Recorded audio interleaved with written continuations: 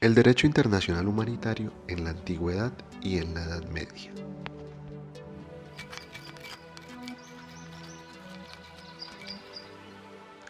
Las guerras en la antigüedad eran primitivas.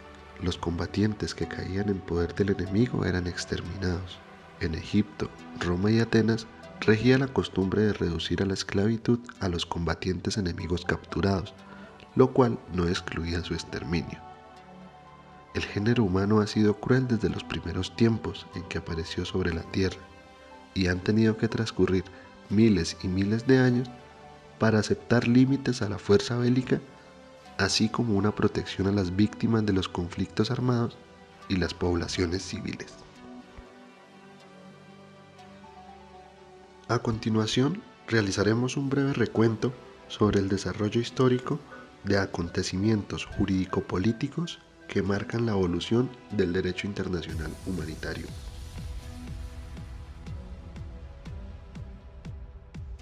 En las antiguas culturas de la India y la China, debido a las influencias religiosas del budismo y el confucianismo, predominó la teoría de la guerra justa en defensa del pueblo. El mensaje del loto de la buena ley de Buda difundió ideas de paz en contra de la guerra y la crueldad. Confucio, por su parte, sujetó la política a las normas éticas, la cual tiene como fin esencial la conservación de la paz. Sun Tzu formuló normas de humanidad en la guerra y el respeto a los prisioneros. En la India, el Código de Manu contiene una reglamentación rudimentaria de la guerra que prohíbe el uso de venenos, el asesinato de prisioneros y heridos y la destrucción de árboles y animales. También prohibió el uso de armas pérfidas como flechas incendiarias y lanzas con garfios o ponzoña.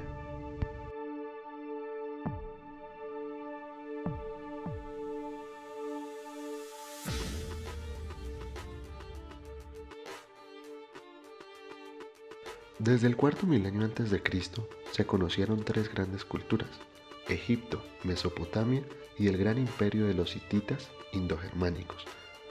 Sin embargo, una reglamentación jurídica de la guerra en el Antiguo Oriente era aún absolutamente desconocida. Todavía no se había establecido límite moral o jurídico internacional alguno al arbitrio de los beligerantes. Imperaba la guerra total en su primitiva barbarie.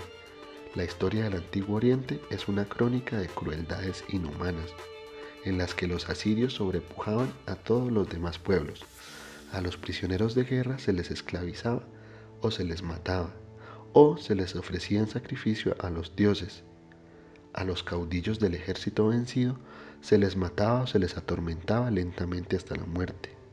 La población no combatiente de las comarcas conquistadas no podía contar con protección alguna, era maltratada, esclavizada o asentada forzosamente en otros lugares. Tampoco había protección alguna para las mujeres ni los niños. La guerra, en cuanto estallaba, estaba totalmente fuera del derecho internacional.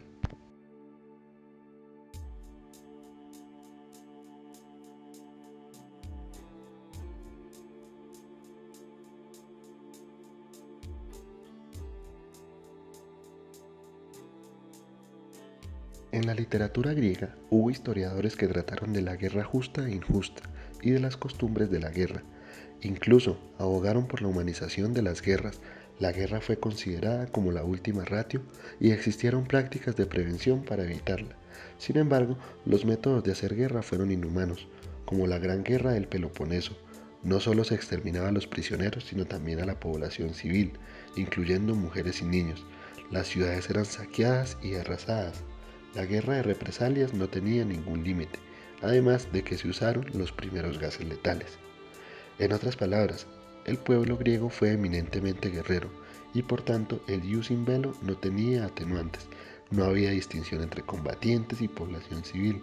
Los prisioneros y los heridos eran eliminados o sometidos a esclavitud. El saqueo y el botín era el precio de la conquista. Solo a partir del siglo IV, los griegos comenzaron a ver la guerra como algo horrible y la paz como el bien en las relaciones entre pueblos.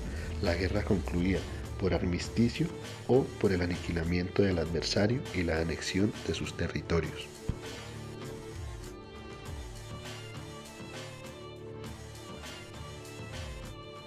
Los romanos como pueblo guerrero practicaron la guerra como derecho de autotutela y conquista, o para vengar ofensas enemigas. Adoptaron reglas especiales sobre los problemas de la guerra y la paz. La guerra como tal era una institución jurídica y solo 4 causas la justificaban: violación de los territorios romanos, violación contra los embajadores, violación de los tratados y ayuda de un estado amigo de los romanos a un adversario en guerra. Sin embargo, el ius in bello de los romanos era primitivo. Destruyeron ciudades, se apropiaron de los bienes pertenecientes a otros estados y a sus cautivos los redujeron a la esclavitud, pero no recurrían a sustancias venenosas y otorgaban treguas a sus enemigos para que diesen sepultura a sus muertos. Para el cristianismo, el orden natural era un reflejo del orden divino. El soberano legítimo tenía el poder de establecer y de mantener el orden, y como el fin justificaba los medios, los actos de guerra cometidos por causa del soberano perdían todo carácter de pecado. Sus actos eran sanguinarios, pero a pesar de ello no los consideraban crímenes, sino un castigo merecido que aplicaban a personas culpables. Tomás Cayetano, general de los dominicos, decía: los daños que en una guerra justa se han causado no solamente a los combatientes, sino también a otros miembros del Estado contra el cual hay una guerra justa, están exentos de toda culpa. No se tiene la obligación de distinguir si algunos ciudadanos son enemigos injustos y otros inocentes, porque se presume que todo el Estado es enemigo, y por esta razón todo el Estado es condenado.